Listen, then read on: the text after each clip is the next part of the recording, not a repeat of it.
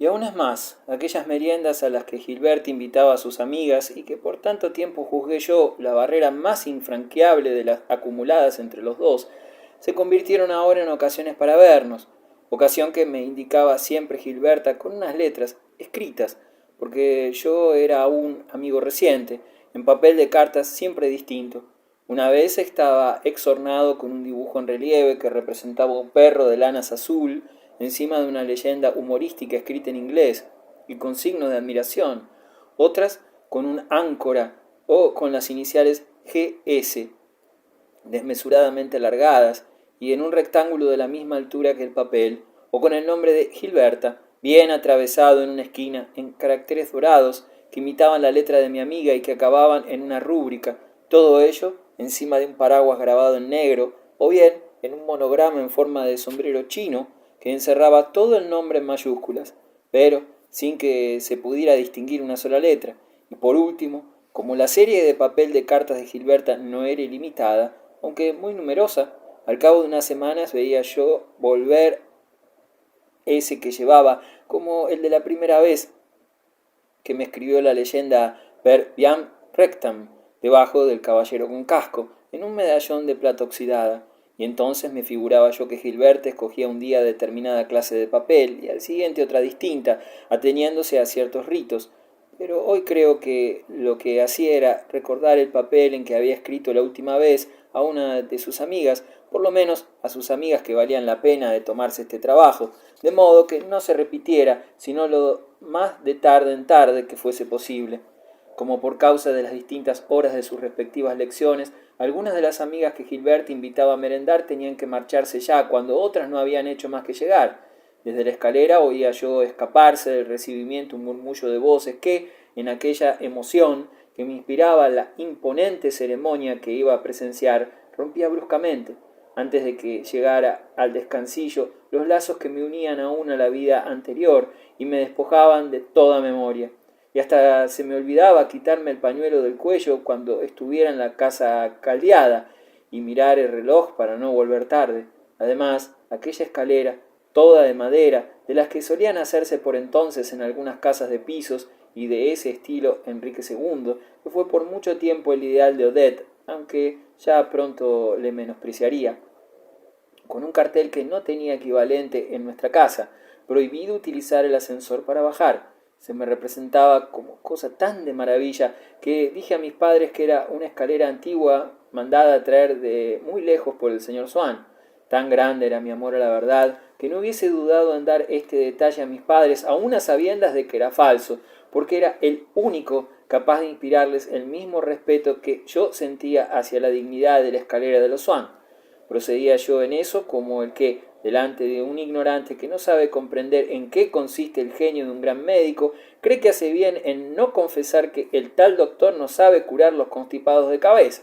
Pero, como carecía yo de todo espíritu de observación y en general no sabía ni cómo se llamaban, ni a qué especie pertenecían las cosas que tenía ante los ojos, y lo único que comprendía es que, cuando se acercaban a los Swan, debían de ser extraordinarias, no estaba yo seguro de que al comunicar a mis padres el valor artístico y la remota procedencia de esa escalera decía una mentira. No estaba seguro, pero no dejaba de parecerme probable, porque sentí que me ponía muy encarnado cuando mi padre me interrumpió diciendo: sí, conozco esas casas, he visto una y todas son iguales. Lo que pasa es que Swan tiene tomados varios pisos, las ha hecho Berlier.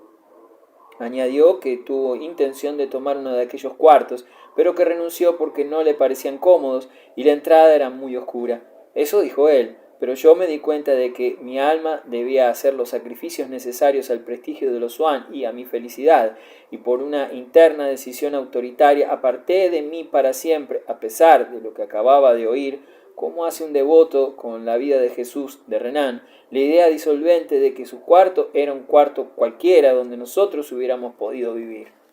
Aquellas tardes de merienda subía yo la escalera escalón por escalón, ya sin pensamiento y sin memoria, sin ser más que un juguete de los más viles movimientos reflejos, y llegaba a la zona donde se hacía sentir el perfume de la señora de Swan. Ya se me figuraba estar viendo la majestad de la tarta de chocolate, rodeada por un círculo de platos con pastas y de servilletas grises adamascadas, y con dibujos requeridas por la etiqueta y características de los Swan, pero aquel conjunto inmutable y reglamentado parecía depender, como el universo necesario de Kant, de un acto de libertad, porque cuando estábamos todos en la salita de Gilberta, ella de pronto miraba el reloj y decía: yo ya hace tiempo que almorcé y no ceno hasta las 8, de modo que tengo ganas de tomar algo. ¿Qué les parece a ustedes?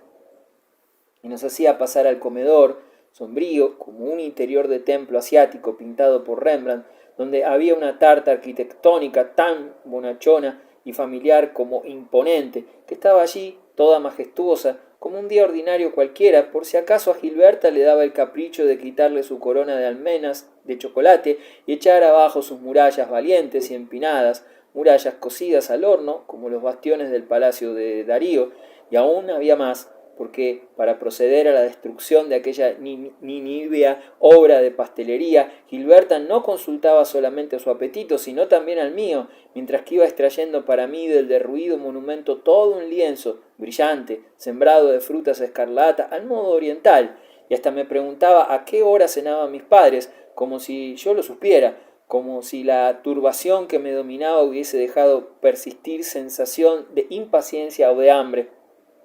noción de comida o imagen de familia en mi memoria vacía y mi estómago paralizado. Desgraciadamente esa parálisis era más que momentánea. Vendría un momento en que habría que digerir esos dulces que yo tomaba sin darme cuenta, pero aún estaba lejos, y entre tanto Gilberta me hacía mi té, del cual yo bebía muchísimo, aunque me bastaba con una taza para no poder dormir en 24 horas. Por eso mi madre solía decir: es un fastidio, este niño no puede ir a casa de los Swan sin volver malo. Pero es que cuando estaba en casa de los Swan sabía yo siquiera que lo que bebía era té, y aún de saberlo lo habría seguido tomando, porque supuesto que yo recordaba por un momento el discernimiento de lo presente, no por eso me volverían el recuerdo de lo pasado y la previsión de lo porvenir. Mi imaginación era incapaz de llegar hasta ese tiempo remoto en que pudiera enterarme la idea de meterme en la cama y la necesidad de dormir.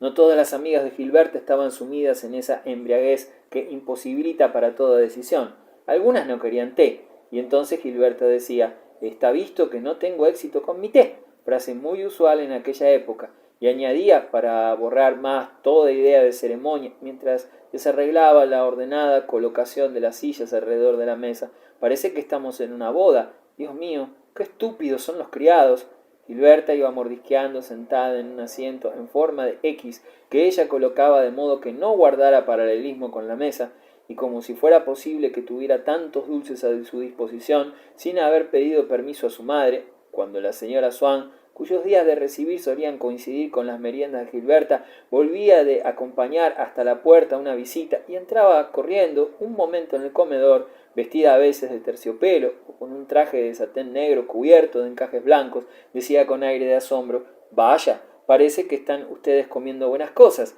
Me entran ganas al verles a ustedes comer plum cake. Pues te convidamos, mamá, respondía Gilberta. No puede ser, rica mía. ¿Qué dirían mis visitas? Todavía tengo ahí a las señoras de Trombel, de Cotard y de Bontemps. Y la excelente señora de Bontemps acaba de llegar ahora mismo, y ya sabes tú que no hace visitas cortas. Figúrate lo que dirían todas esas buenas señoras si viesen que yo no volvía. Cuando se vayan, si no llega nadie más, vendré a hablar con vosotros, que es mucho más entretenido. Creo que ya merezco que me dejen un poco tranquila. He tenido 45 visitas y de las 45, 42 me han hablado del cuadro de Jerome. Y usted, venga un día de estos, me decía a mí, a tomar su té con Gilberta. Se le hará a usted como le gusta, como usted le toma en su estudio, añadía, huyendo en busca de sus visitas, como si yo hubiera venido a este mundo misterioso de su casa en busca de cosas tan conocidas como mis costumbres, la de tomar el té, si yo tomara té alguna vez en un estudio, que no estaba muy seguro de tener.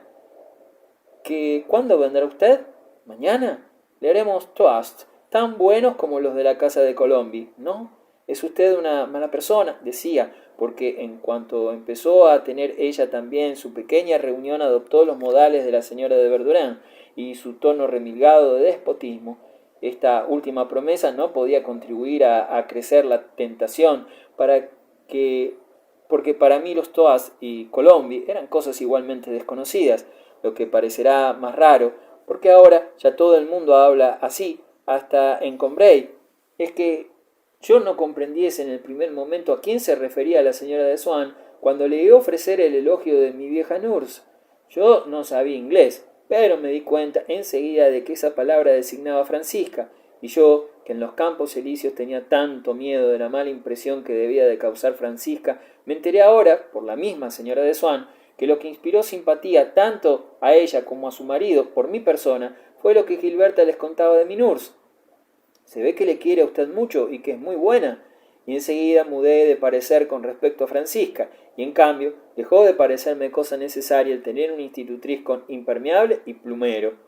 Y en fin, deduje de algunas frases que a la señora de Swan se le escaparon sobre la señora Blatin, que, aunque estimaba su benevolencia, temía sus visitas, y que el haber tenido trato con esta señora no me hubiera sido tan útil como yo me figuraba, y en nada me hubiera favorecido a los ojos del matrimonio Swan.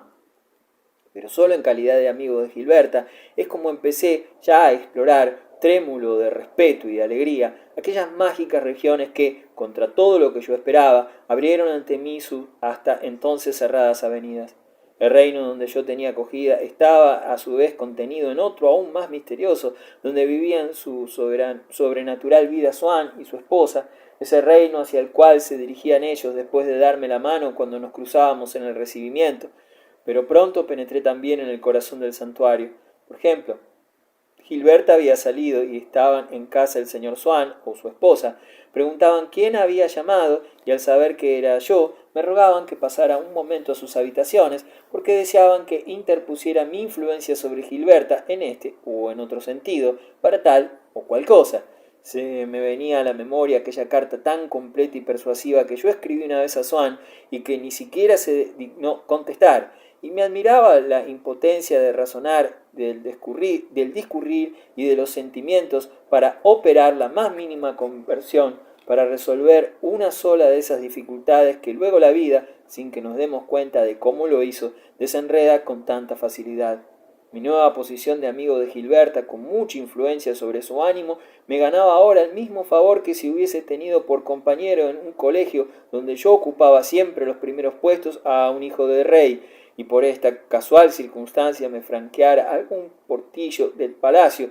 y hasta lograr audiencias con el salón del trono. Swan, con infinita amabilidad, como si no estuviese abrumado por gloriosos quehaceres, me hacía pasar a la biblioteca y me dejaba estarme allí una hora, contestando con balbuceos,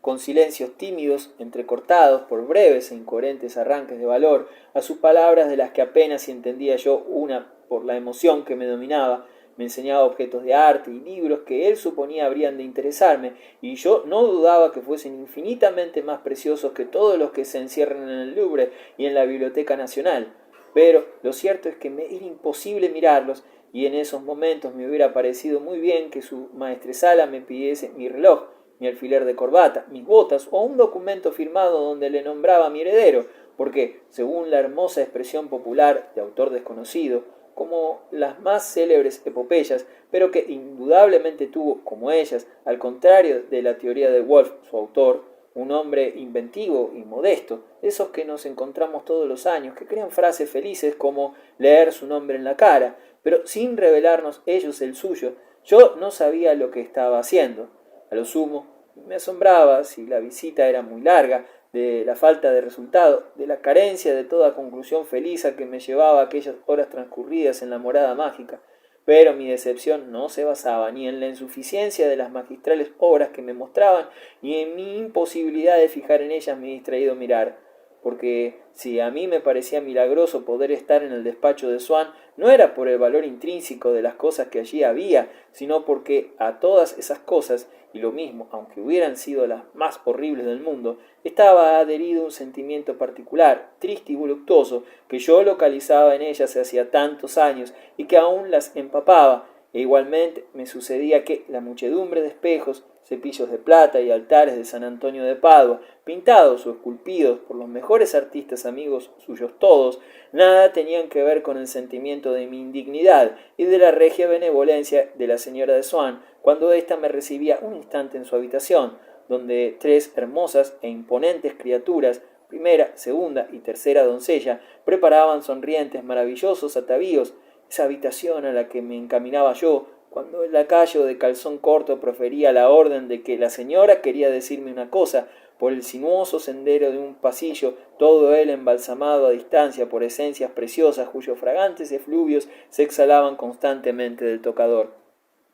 Cuando la señora de Swan se había vuelto ya con sus visitas, todavía la oíamos hablar y reír, porque, aunque no hubiera más que 2 personas, ella, como si tuviese que habérselas con todos los camaradas, alzaba la voz y lanzaba sus frases, como vio hacer al ama allá en el cogollito, en los momentos en que llevaba la batuta de la conversación, como las expresiones que más nos gusta utilizar, al menos por una temporada, son las que hemos tomado a otras personas. La señora de Swan escogía ya las aprendidas de personas distinguidas que su marido no tuvo más remedio que presentarle, y de éstas procedía ese amaneramiento que consiste en suprimir el artículo o el pronombre demostrativo ante un adjetivo que califica a una persona. Ya otras más vulgares, por ejemplo, es una pequeñez, frase favorita de una de sus amigas, y hacía por colocarlas en todas las historietas que, por costumbre, tomaba en el clan. Le gustaba contar, y después de contarlas solía decir: me gusta mucho esa historia, ¿verdad que es bonitísima? Esto de bonitísima provenía por vía de su esposo, de los Guermantes, que ella no trataba. La señora de Swan se marchaba del comedor, pero entonces le tocaba a su marido, que acababa de volver a casa, hacer su aparición entre nosotros. ¿Sabes si tu madre está sola, Gilberta? No, papá, todavía hay gente. ¿Todavía? Y son las 7. Es tremendo. La pobre debe estar hecha a pedazos. ¡Qué odioso! Yo siempre había oído en casa pronunciar la palabra odioso, odieux, con O larga, pero los señores de Swan pronunciaban de otro modo, con O breve. Está así desde las 2 de la tarde, proseguía volviéndose hacia mí, y Camila me ha dicho que solo de 4 a 5 han venido 12 personas, 12 o 14 me parece que ha dicho, 12 creo, en fin, no sé. Cuando volví a casa ya no me acordaba de que era su día de recibir, y creí que había una boda en la casa al ver tanto coche a la puerta. Estoy hace un rato en la biblioteca, pero los campanillazos no cesan un momento, y palabra de honor, que me han dado dolor de cabeza. ¿Y sabes si hay todavía mucha gente con ella? No, nada más que 2 visitas. ¿Sabes quiénes son? La señora de Cottard y la señora de Bontemps. Ah, la esposa del director general del Ministerio de Obras Públicas. Sí, creo que su marido está empleado en un ministerio, pero no sé a punto fijo qué cargo tiene, añadía Gilberta, echándoselas de niña.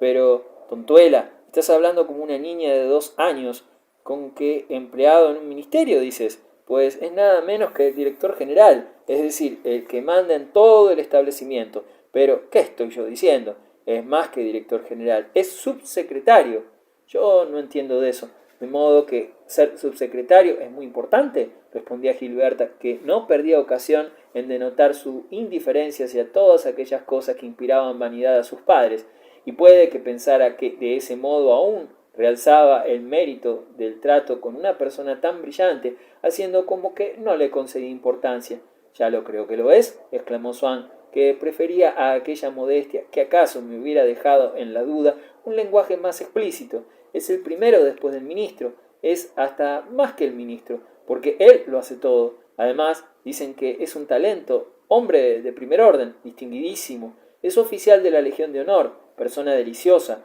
un muchacho de muy buena presencia. Su mujer se había casado con él en contra del parecer de todo el mundo porque era un ser exquisito. No le faltaba ninguno de esos elementos que constituyen un raro y delicado conjunto: barba rubia y sedosa, lindas facciones, voz nasal y un ojo de cristal. ¿Sabe usted?, dijo dirigiéndose a mí me divierte mucho ver a esa gente en el gobierno actual, porque son los Bontemps de la casa Bontemps-Chenu, tipo de la clase media reaccionaria y clerical, muy estrecha de ideas. Su pobre abuelo de usted conoció, por lo menos de oídas y de vista, al Chenu viejo, que daba una perra chica de propina a los cocheros, aunque era muy rico para aquellos tiempos, y el barón Breau Chenu, toda la fortuna se hundió en el crack de la Unión General. Usted no ha conocido eso, es muy joven. Y claro, se rehacen como pueden. Sí, Ese señor es tío de la pequeña que iba a casa de mi profesora, pero a una clase muy por debajo de la mía, la famosa Albertina. Puede que llegue a ser muy fast, pero ahora tiene una facha muy especial. Esta chica mía es asombrosa, conoce a todo el mundo. No, yo no es que la conozca, la veía pasar y oía gritar Albertina por aquí y Albertina por allá, pero la señora de Bontemps sí que la conozco y tampoco me gusta. Pues no tienes razón en absoluto, es una señora encantadora, bonita, inteligente, hasta tiene gracia a veces. Voy a saludarla y a preguntarle si su marido cree que tendremos guerra y si se puede contar con el rey Teodosio. Él lo debe de saber, porque está iniciado en los secretos de los dioses. No era ese el modo de hablar que Swann tenía antes, pero todos hemos visto princesas de sangre real muy sencillas que, cuando 10 años más tarde se dejan raptar por una ayuda de cámara, quieren tratar a mucha gente y al ver que se resisten a ir a su casa, adoptan espontáneamente el lenguaje de las viejas cócoras y se las oye decir cuando alguien habla de una duquesa muy a la moda, ayer estuvo en casa y yo hago una vida muy retraída, así que es inútil observar las costumbres, puesto que se las puede deducir de las leyes psicológicas. Los Swann participaban de ese defecto de quien no ve su casa muy concurrida. Para ellos, la visita, la invitación o sencillamente la frase amable de una persona algo distinguida era un acontecimiento que deseaban publicar. Si, por una mala suerte, daba la coincidencia que los Verdurin estaban en Londres cuando Odette había dado una comida un tanto brillante y ya se las arreglaban para que algún amigo común les cablegrafiara la noticia yende al canal, y los Swann ni siquiera podían guardarse para ellos solos las cartas y los telegramas lisonjeros que Odette recibía, si hablaba de ellos a los amigos, y pasaban de mano en mano, de manera que el salón de los Swann venía a parecerse a los hoteles de los bañarios donde exponen al público los telegramas. Además, las personas que conocieron al Swann antiguo, no ya fuera de sociedad, como yo, sino en el mundo social, en aquel ambiente de los Guermantes, donde, excepto para las altezas y duquesas, se tenía infinitas exigencias en punto a simpatía e ingenio, y se lanzaban condenas de exclusión contra hombres eminentes, tachándoles de vulgares y aburridos, tenían por qué sorprenderse ahora al ver palpablemente que el Swann antiguo no sólo dejó de ser discreto al hablar de sus conocimientos, sino también de ser exigente cuando había que elegirlos.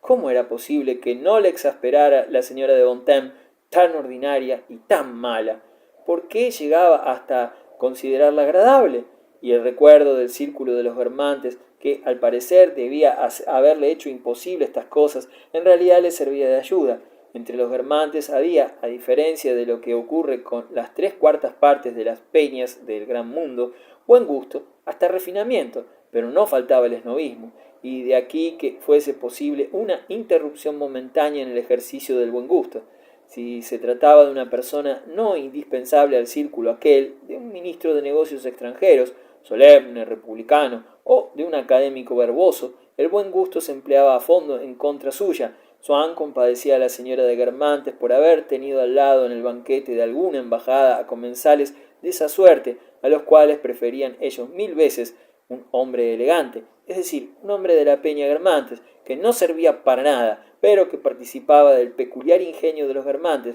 alguien de la misma capilla, pero iban una duquesa o una princesa de sangre real a cenar, a menudo a casa de la señora de Guermantes, y ya entraba ella también a formar parte de la capillita, aunque sin ningún derecho y sin estar penetrada de su espíritu, pero con esa simplicidad de las personas del gran mundo. Desde el momento que se la invitaba, todos se ingeniaban para encontrarla agradable, ya que no podían decir que si se la había invitado fue por lo agradable que era. Swann iba en socorro de la señora de Guermantes y le decía, cuando ya se había marchado la Alteza: en el fondo parece buena persona y hasta tiene cierto sentido de lo cómico. Claro que no debe haber buceado en la crítica de la razón pura, pero no es desagradable.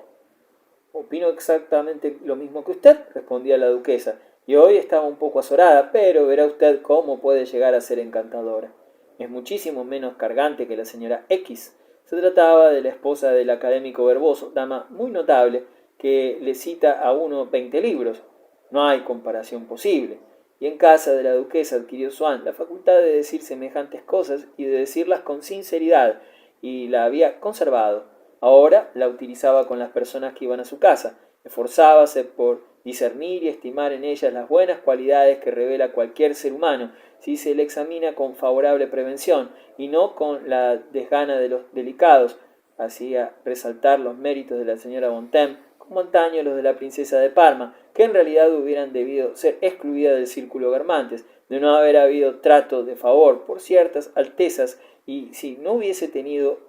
en cuenta, aun tratándose de altezas, más que la gracia y una cierta simpatía.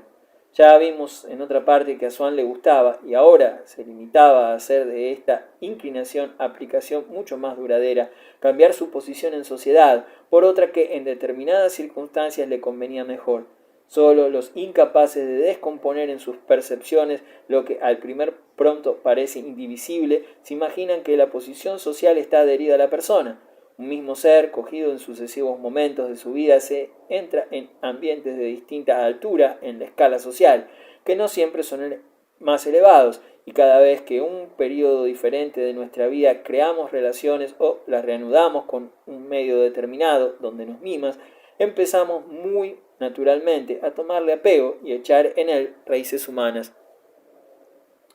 Por lo que hace a la señora de Bontemps, se me figura que Swann, al hablar de ella con tanta insistencia, no dejaba de pensar con gusto que, si mis padres se enterarían de que iba a visitar a su mujer, y a decir verdad, en casa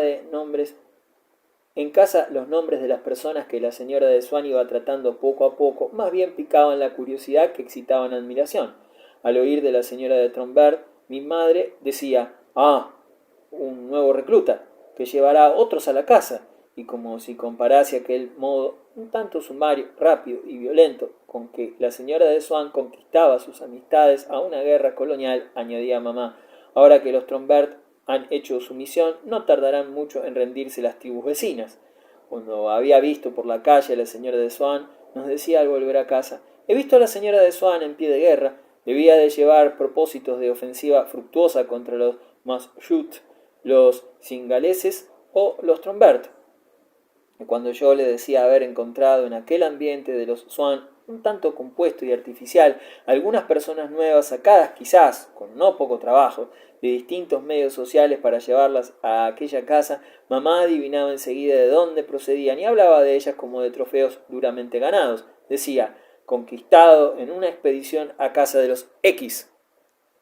Mi padre se preguntaba qué ventajas podía haber la señora de Swann en atraerse a una burguesa tan poco elegante como la señora de Cottard, y decía, a pesar de la buena posición del profesor, y confieso que no lo entiendo. Mamá, por el contrario, lo entendía muy bien. Sabía que una gran parte del placer que siente una mujer cuando penetra en un ambiente distinto a aquel en que vivía antes consiste en poder informar a sus antiguos amigos de las amistades relativamente brillantes con que ha sustituido la suya.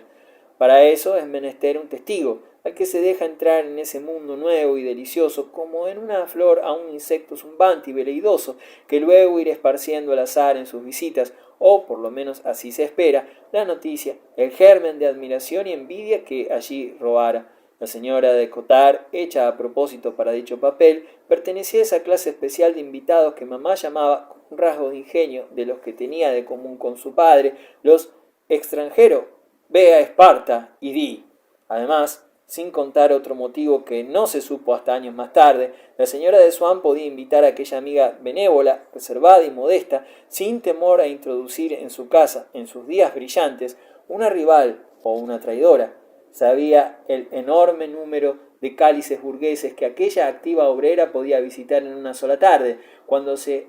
armaba con tarjetero y airón de plumas. Le constaba su fuerza de diseminación y basándose en un cálculo de probabilidades tenía motivo para pensar que, verosímilmente, tal íntimo de los Verdurin se enteraría al día siguiente de que el gobernador de París había dejado tarjeta en casa de la señora de Swann, o que el mismo Verdurin oiría contar cómo el señor Leaut de Pressigny, presidente del concurso hípico, había llevado a Swann y a su esposa a la función de gala en honor del rey Teodosio, y no suponía que los Verdurin estuviesen informados más que de esos dos acontecimientos tan lisonjeros para ella, porque las materializaciones particulares con que nos representamos y codiciamos la gloria son muy pocas, debido a un defecto de nuestra alma que es incapaz de imaginar a la vez todas las formas, aún indistintas, que nosotros esperamos, de modo indudable, que nos habrá de ofrecer la gloria algún día. Además, la señora de Swan no había obtenido buenos resultados, más que en el llamado mundo oficial. Las señoras elegantes no iban a su casa, y no era la presencia de notabilidades republicanas lo que las hacía huir. Cuando era yo muy niño, toda la sociedad conservadora era mundana, y en una reunión de buen tono no se podía recibir a un republicano.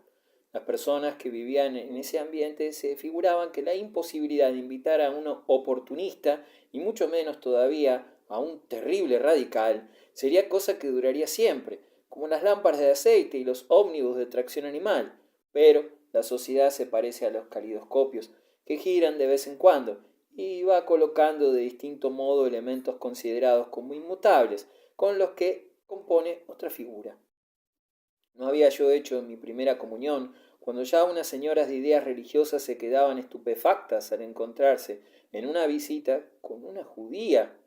Estas nuevas disposiciones de calidoscopio las produce lo que un filósofo llamaría cambio de criterio. El asunto Dreyfus trajo consigo una de ellas, en época un poco posterior a aquella en que yo empecé a ir a casa de los Swan, y el calidoscopio trastornó una vez más sus menudos rombos de colores. Todo lo judío estuvo en baja, hasta la dama elegante, y ascendieron a ocupar su puesto desconocidos nacionalistas. El salón más brillante de París fue el de un príncipe austríaco y ultracatólico, pero si en vez de ocurrir lo de Dreyfus hay guerra con Alemania, el calidoscopio habría girado en otra dirección. Los judíos hubiesen demostrado con general asombro que también eran patriotas. No se habría resentido su buena posición y ya nadie hubiese querido ir, ni siquiera confesar que había ido nunca a casa del príncipe austríaco.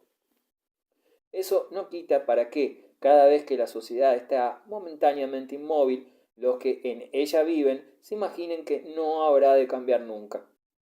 Lo mismo que, aun habiendo asistido a los comienzos del teléfono, se resisten a creer en el aeroplano. Entretanto, los filósofos periodísticos fustigan el periodo presente, y no sólo los placeres que entonces se preferían y que les parecen la última palabra de la corrupción, sino también las producciones artísticas y de artistas y filósofos, que para ellos no tienen ningún valor, como si estuviesen indisolublemente ligadas a las sucesivas modalidades de la frivolidad mundana. Lo único que no cambia es la idea de que siempre parece que las cosas han cambiado en Francia. En la época en que yo iba a la casa de la señora de Swan, todavía no había estallado la cuestión Dreyfus, y había judíos muy influyentes. Era lo más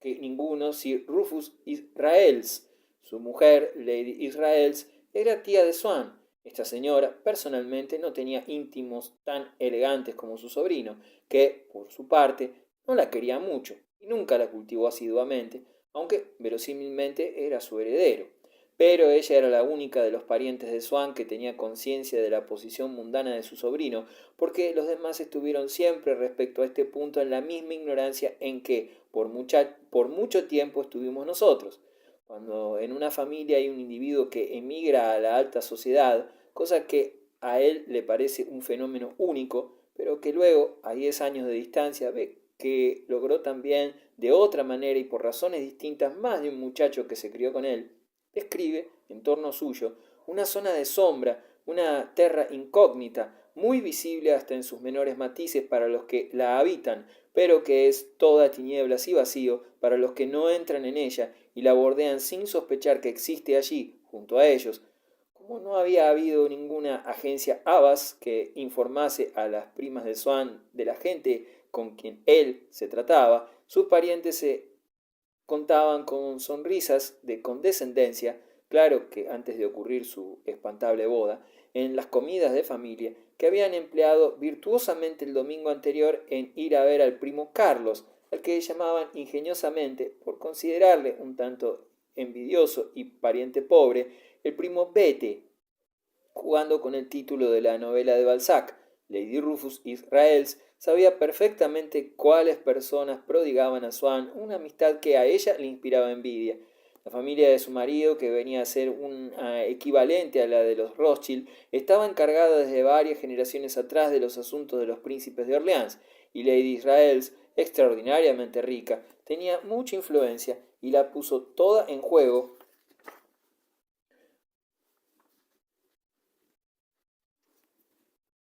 que ninguno de sus conocidos se tratara con Odette. Solo una de sus amistades desobedeció, en secreto, la condesa de Marsant, y quiso la mala suerte que, habiendo ido Odette a hacer una visita a la condesa de Marsant, Lady Israels entrara en la casa al mismo tiempo casi. La condesa estaba volada, con esa cobardía propia de personas que, sin embargo, están en disposición de permitírselo todo, no dirigió la palabra a Odette ni una sola vez, de modo que ésta no se sintió muy animada a proseguir de allí en adelante su incursión en una zona social que, además, no era en manera alguna la que más le gustaba. Y en aquel completo despego hacia el barrio de Saint-Germain, Odette mostraba que seguía siendo la cocotte sin cultura, muy distinta de esos burgueses enteradísimos de todas las minucias de la genealogía y que engañan con la lectura de memorias antiguas la sed de relaciones aristocráticas que la vida no le proporciona.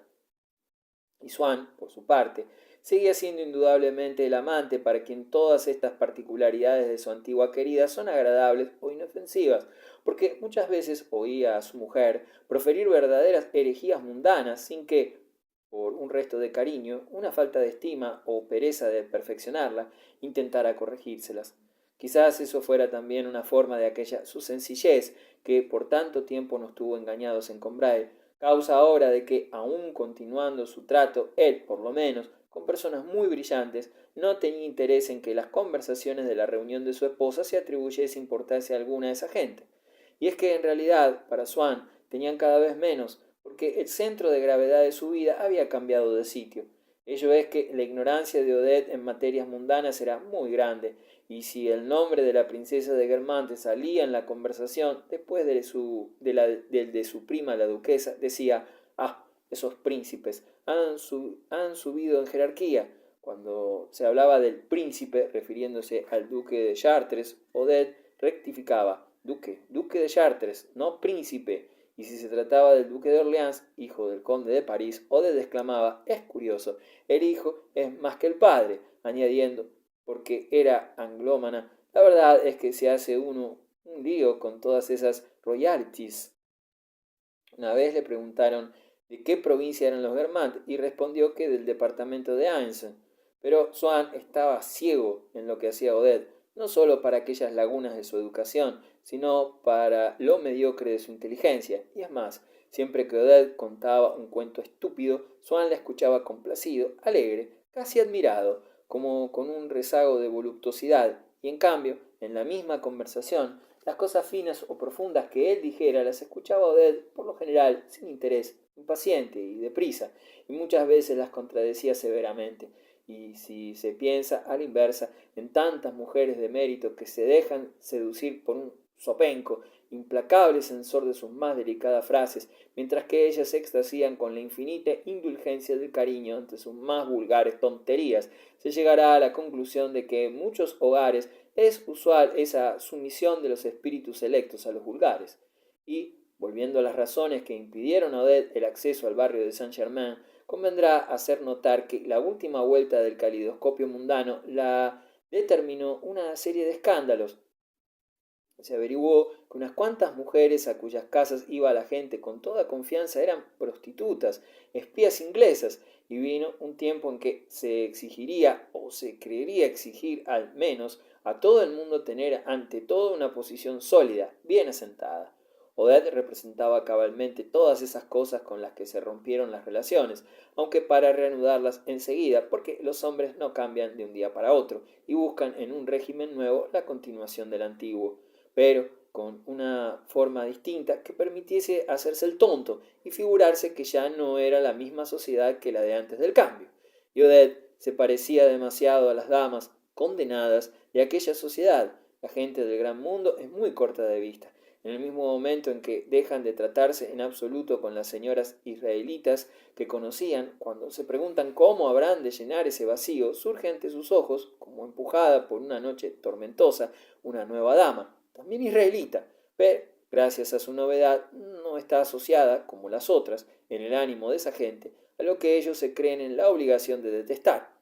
No pide que respeten a su Dios, y la admiten. No era el antisemitismo lo que se debatía en la época en que yo empecé a ir a casa de Odette, pero la señora de Swan se parecía a aquella cosa de la que huirán todos durante algún tiempo. Swan iba a visitar bastante a menudo a algunos de sus amigos de antaño, es decir, de los que pertenecían a la más elevada sociedad. Sin embargo, cuando nos hablaba de las personas que había ido a ver, observaba yo que en el modo de elegirlas, entre todas las que antaño trataba, se guiaba por el mismo criterio semiartístico, semi-histórico, que tenía como coleccionista. Y yo, al notar que muchas veces la persona que a Swann le atraía era esta o aquella dama salida de su esfera y que le interesaba por haber sido querida de Lis o porque Balzac dedicó una novela a su abuela, lo mismo que compraba un grabado porque lo había descrito Chateaubriand, sospeché que allá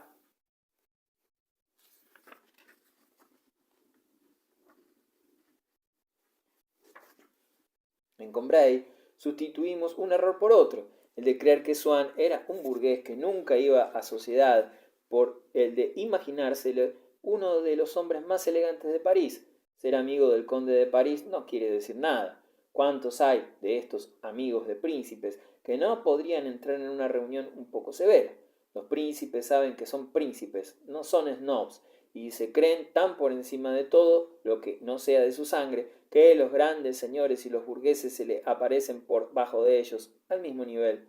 Además, Swann no se satisfacía con buscar en la sociedad tal y como ella existe, apegándose a los nombres que en ella inscribió el pasado y que aún se pueden leer, un simple placer de artista y hombre culto, sino que gozaba de una diversión bastante vulgar, formando como ramilletes sociales, es decir, agrupando elementos heterogéneos, personas cogidas de aquí y de allá, esas experiencias de sociología recreativa, o que así lo era para Swann, no siempre tenían la misma repercusión, por lo menos de un modo constante, en las amigas de su mujer.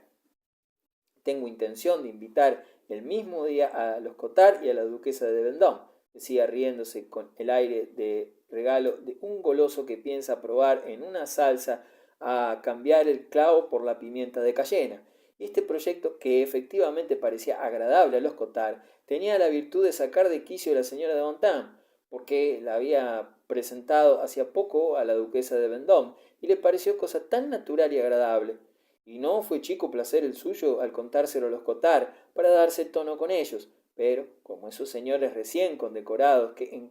en cuanto tienen su cruz quisieran que se cerrara enseguida el grifo, la señora de Bontemps hubiese querido que después de ella ya no presentasen a la princesa a ninguna persona de su clase. Interiormente maldecía el depravado gusto de Swann, que para dar realidad a un mísero capricho estético disiparía de un golpe toda aquella nube de importancia que ella colocó ante los Cottard, hablándoles de la duquesa de Vendôme. ¿Y cómo iba a atreverse a anunciar siquiera a su marido que el profesor y su esposa iban a participar del mismo placer, de que se vanagloriaba a ella como de cosa única? Y todavía, si los Cottard supieran que no se los invitaba en serio, sino para divertirse. Es cierto que con el mismo fin fueron invitados los Bontemps, pero como a Swann se le había pegado en la aristocracia ese extremo donjuanismo de hacer creer a dos mujeres que nada valen, que sólo a una de ellas se la quiere de veras, habló a la señora de Bontemps, de la duquesa de Vendôme, como de persona indicadísima para que cenaran en la misma mesa. Sí, tenemos pensado invitar a la duquesa el mismo día que a los Cottard,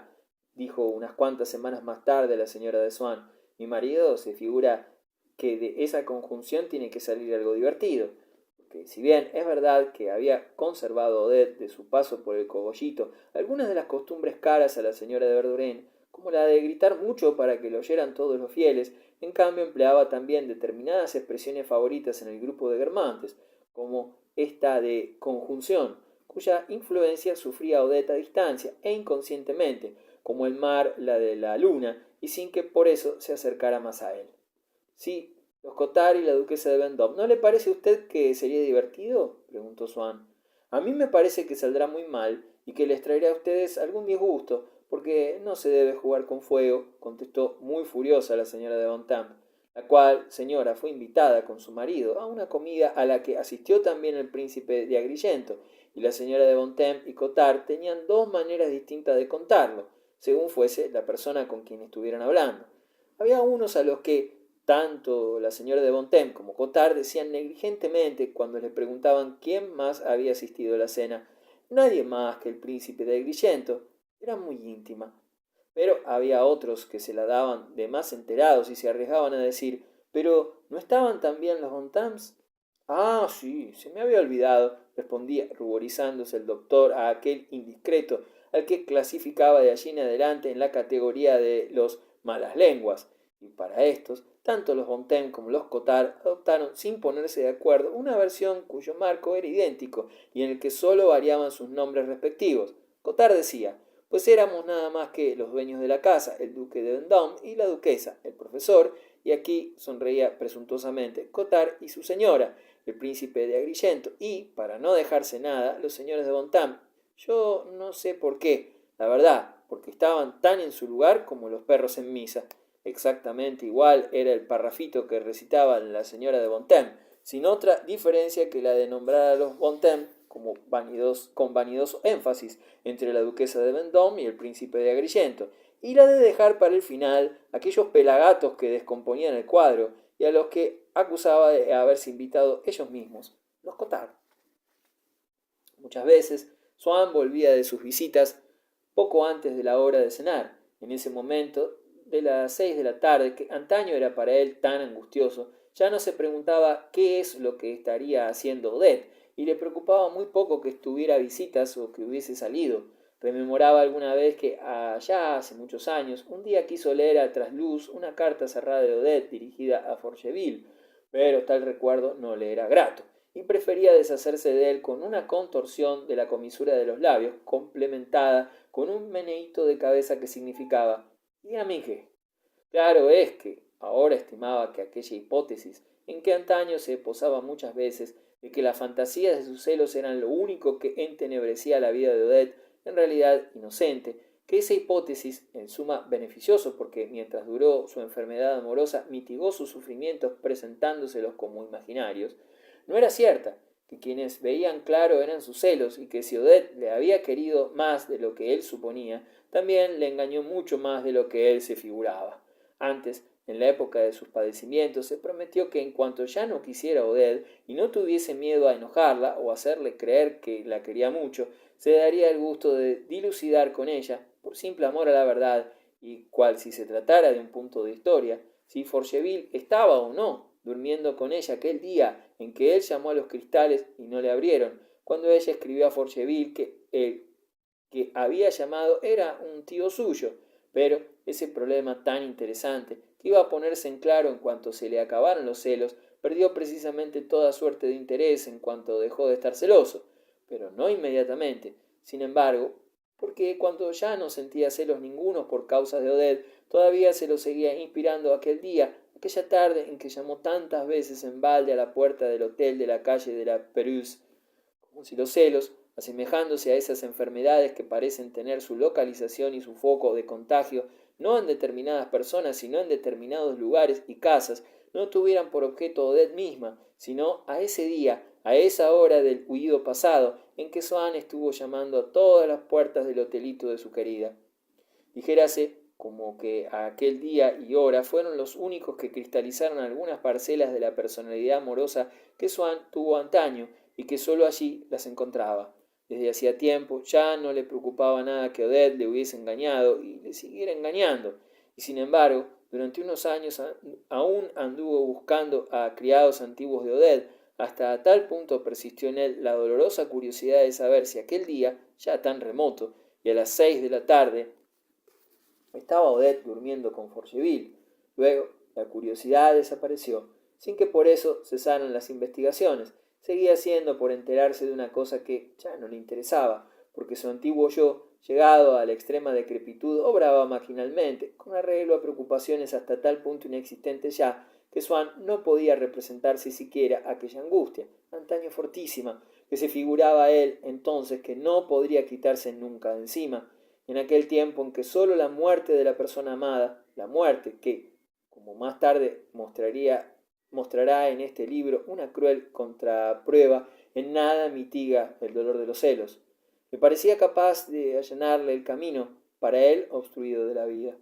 Pero no era el deseo único de Swann el llegar a aclarar algún día aquellos hechos de la vida de Odette que tanto le hicieron padecer. También tenía en reserva el deseo de vengarse. Ya no la quisiera, y por consiguiente no la tuviera miedo, y precisamente se le presentaba la ocasión de realizar ese deseo porque Swann quería a otra mujer, una mujer que no le daba motivo de celos, pero que sin embargo le inspiraba la pasión de los celos, porque Swann no podía renovar su manera de amar, y aquella manera que antes le sirvió para querer a Odette era la misma que ahora le servía para otra mujer.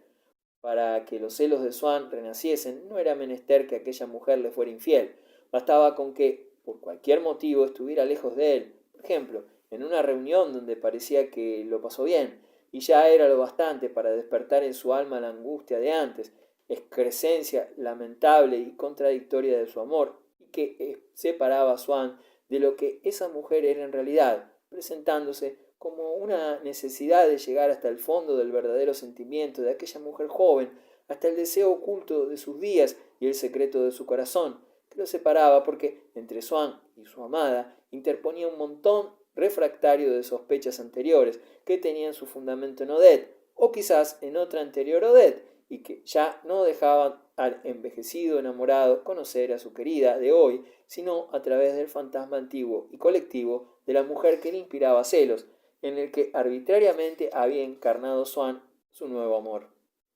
Muchas veces Swann acusaba a esos celos de hacerle creer en imaginarias traiciones, pero entonces se acordaba de que había empleado el mismo razonamiento en beneficio de Odette, y equivocadamente, así que le parecía que aquella joven no podía consagrar las horas que no pasaba con él a nada inocente, pero si antes hizo juramento de que en cuanto no quisiera a la que entonces no podía él figurarse que sería su mujer, le manifestaría implacablemente su indiferencia, sincera al fin, para vengar su orgullo por tanto tiempo humillado. Ahora esas represalias que podían efectuarse sin riesgo, porque ¿qué se le daba a él que Odette le cogiera la palabra y le privara de aquellos momentos de intimidad que antes le eran tan necesarios? Ya no le importaba nada. Con el amor se fue el deseo de demostrarle que ya no había amor, y Swann, que cuando sufría por amor de Odette tanto habría deseado hacerle ver que se había enamorado de otra, ahora que podía llevar a logro su deseo, tomaba mil precauciones para que su mujer no sospechara su enamoramiento nuevo. Y no sólo tomaba yo ahora parte en aquellas meriendas que antes en los campos elíseos eran para mí motivo de tristeza porque Gilberta tenía que marcharse para volver a casa más temprano. También se me admitía en las salidas que hacía Gilberta con su madre, bien para ir de paseo, bien al teatro. Aquellas salidas que antaño le impedían ir a los campos elíseos y me privaban de ella, y tenía que estarme yo solo paseándome a lo largo de la pradera o mirando el tío vivo. Ahora se me reservaba un sitio en el landó y hasta me preguntaban a dónde quería yo que fuésemos, si al teatro o a una lección de baile en casa de una compañera de Gilberta, o a una reunión mundana que daban unos amigos de Swann y que Odette llamaba un petit meeting, o a ver los sepulcros de Saint-Denis. Los días que salía yo con los Swann, iba a casa a almorzar, a tomar el lunch, como decía la señora de Swann. Como la invitación era para las 12:30 y mis padres almorzaban en aquellos tiempos a las 11:15, resultaba que ellos ya se habían levantado de la mesa cuando yo salía en dirección a aquel barrio lujoso, casi siempre solitario, y más que nunca a esa hora en que todo el mundo estaba comiendo. Yo, aunque fuese invierno y estuviésemos bajo cero, si hacía sol me estaba paseando por aquellas avenidas, apretándome de vez en cuando el nudo de una magnífica corbata comprada en casa de Javet, y mirando a ver si se me había ensuciado mis botas de charol, hasta que eran las 12:27. De lejos veía el jardincillo de los Swann, donde el sol abrillantaba los desnudos árboles como si fueran de escarcha. Lo desusado de la hora daba novedad al espectáculo. A estos placeres de la naturaleza, avivados por la supresión de la costumbre y aun por el hambre, venía a unirse la emocionante perspectiva de almorzar en casa de los Swann, lo cual no amenguaba esos placeres, pero los dominaba, los señoreaba, los convertía en accesorios mundanos, de suerte que si a esa hora en que de ordinario no advertía su existencia, me parecía como que había descubierto el buen tiempo, el frío y la luz invernal. Todo era a modo de prefacio de los huevos a la crema, una como pátina de fresca y rosada transparencia aplicada sobre el revestimiento de aquella capilla misteriosa que era la casa de los Swan, capilla en cuyo seno se guardaban, por el contrario, tanto calor, tanto perfume y tanta flor. A las 12:30 me decidí a entrar en la casa que, como zapatito de Navidad, parecía destinada a ofrecerme placeres sobrenaturales. Este nombre de Navidad era cosa desconocida para Gilberta y su madre, que le habían reemplazado con el nombre de Christmas, y no hablaban más que del pudding de Christmas, de sus regalos de Christmas, de su viaje, y esto me causaba un dolor loco de Christmas, así que a mí, hasta en mi propia casa, me habría parecido deshonroso hablar de la Navidad, y siempre decía Christmas, cosa que a mi padre se le antojaba sumamente ridícula. Al principio no me encontraba más que a un lacayo que, tras hacerme pasar por varios salones, me introducía en una salita vacía donde ya empezaba su sueño la azulada tarde puesta en los balcones. Me quedaba solo, sin otra compañía que orquídeas, rosas y violetas, las cuales, como esas personas que también están esperando en la misma habitación que nosotros, pero que no nos conocen, guardaban un silencio más impresionante aún por su individualidad de cosas vivas y recibían, frioleras, el calor de una incandescente lumbre de carbón, preciosamente alojada tras una vitrina de cristal, en una tina de mármol blanco que iba desgranando lentamente sus peligrosos rubíes. Yo me había sentado, pero me levantaba precipitadamente al oír que se abría la puerta, pero no era nadie más que un segundo lacayo, y enseguida un tercero, cuyas emocionantes idas y venidas no tenían otro resultado sino el liviano de poner un poco de agua en los búcaros o de carbón en la lumbre. Se iban, volvía yo a quedarme solo en cuanto cerraban aquella puerta que la señora de Swan acabaría por abrir, y de seguro que habría yo sentido menor azoramiento de hallarme en un antro mágico que en aquella salita de espera donde el fuego parecía que estaba procediendo a transmutaciones como en el laboratorio de Clinsor. Otra vez se oía pasos. Yo no me levantaba. Sería otro lacayo. Y entraba el señor de Swan. ¿Cómo? ¿Está usted solo? ¿Qué quiere usted? La pobre de mi mujer no sabe lo que son las horas. La 1:10, cada día más tarde. Y verá usted cómo viene sin prisas, figurándose que llega adelantada. Y como seguía neuroartrítico y se había vuelto un poco ridículo aquello de tener una mujer tan poco puntual, que volvía muy tarde del bosque o que se olvidaba del tiempo en casa de su modista y no estaba nunca en casa a la hora de la comida, preocupaba a Swan por su estómago, pero le halagaba el amor propio. Me enseñaba las compras recientes que había hecho, explicándome su importancia, pero la emoción y con ella la falta de costumbre de estar en ayunas esas horas me agitaban el ánimo y hacían en él el vacío, de modo que, aunque me sentí incapaz de hablar, no así de escuchar. Además, a esas obras que poseía Swan ya les bastaba con estar en su casa y formar parte de la hora deliciosa que precedía al almuerzo, y aunque hubiera estado allí la Gioconda, no me habría causado más placentera emoción que una bata de la señora de Swan o sus frascos de sales. Seguía esperando, solo con Swan y a veces con Gilberta, que venía a hacernos compañía. La llegada de la señora de Swan, preparada por tantas majestuosas entradas, se me representaba como con caracteres de cosa inmensa. Espiaba el menor crujido, pero ocurre que una catedral, una ola de tempestad o un salto de bailarín no son luego tan altos como nos lo figurábamos, después de todos aquellos lacayos enliebrados, como esos comparsas que en el teatro con su desfile preparan y por eso mismo deslustran la aparición final de la reina. La señora de Swan entraba furtivamente, con su abrigo de nutria, con el velo del sombrero bajando y la nariz encarnada de frío, y aquella entrada no cumplía las promesas que la espera prodigó a mi imaginación. Pero si no había salido de casa aquella mañana, llegaba a la salita vestida con un peinador de crespón de China, color claro, que me parecía más elegante que ningún otro traje. A veces los Swan se decidían a pasar en casa toda la tarde, y entonces, como habíamos almorzado a hora muy avanzada, pronto veía yo cómo el sol iba declinando por la pared del jardincillo, el sol de aquel día que me pareció diferente de los demás, y en vano acudían los criados con lámparas de todos tamaños y formas, que ardían cada cual en su altar consagrado, una consola, un velador, una rinconera, una mesita, como en celebración de un desconocido culto. De la conversación no brotaba nada extraordinario, y yo me iba de allí desilusionado, como suele a uno pasarle desde niño con la misa del gallo.